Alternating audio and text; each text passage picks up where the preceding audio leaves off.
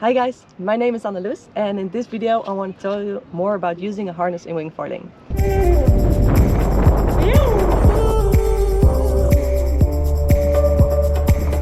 Using a harness in wingfoiling is still relatively new and there's not that many people doing it yet. I've tried it for the first time about 3 months ago and it really surprised me how well it works. So in this video I want to tell you what I like about it and in what types of sessions I would use a harness. So Dakine came up with two different models.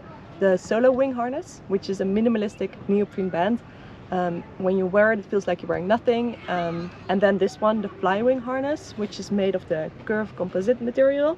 And this one offers more support. It's a little bit wider, it's stiffer, and you can see it's also shaped in the arc of your back. And the harness is really lightweight. And as you can see, there's nothing sticking out of the harness, which is really important. For not damaging your gear when you're climbing onto your board or when you fall off on your board or on your wing. So let's start off with the buckle. The buckle, super clean design and really easy to put it.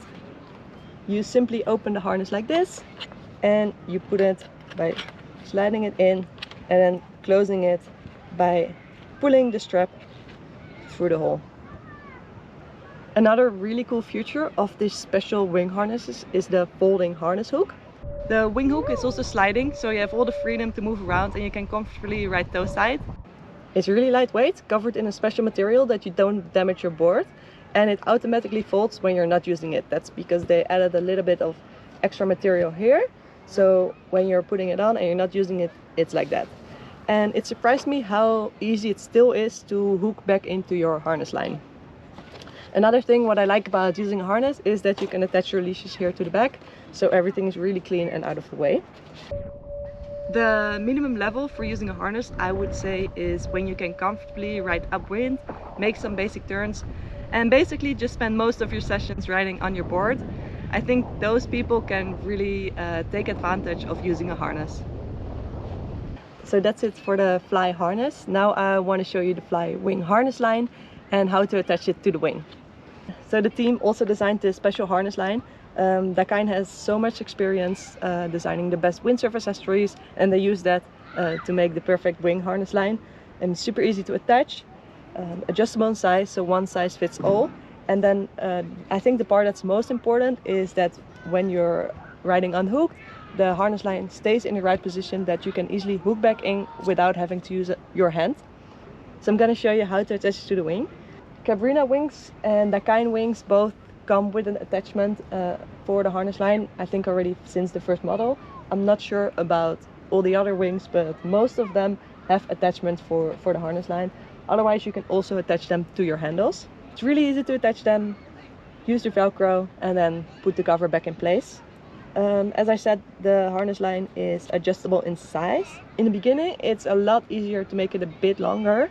And then once you figure out how to use the harness line, you can slowly make it shorter until you feel like you have the right position. So last but not least, I want to talk to you guys about when I would use a harness for wingfoiling. First of all, I really like to use a harness for wingfoiling is when it's quite windy and I'm just cruising downwind riding the windswell.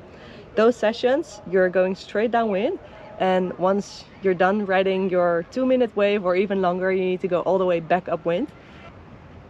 Using a harness means you can really lean back even more and your angle of going upwind increases, as well as your arms will get way less tired from doing those really long tacks upwind, which means longer sessions. So for me that's a really big advantage using a harness. And another day that I would use a harness is when I just go cruising around. Right now there's not so much wind swell, there is not so much wind, so I'm gonna go on a big wing and just go around, go along the coast, do some sightseeing.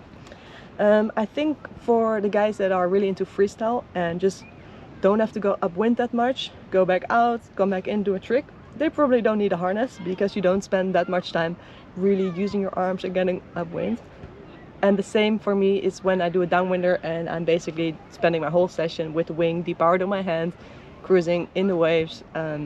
That's also a session where I won't put the harness and I really enjoy the freedom of not having anything at all. Even though you barely feel these harnesses, it's still nice to have nothing at all. And then the last session that I almost forgot is when it gets cold. I'm from the Netherlands. I don't know where you guys are from, but here it gets cold. Right now summer has finally started. But like 5 months back, I was using gloves and using neoprene gloves, holding onto the wing. It's super tough for your arms. And then like 3 months ago, I used the harness for the first time, and it was a huge difference. I could stay as long on the water as I wanted. So yeah, for the people living in the colder countries using gloves sometimes, definitely recommend to use a harness.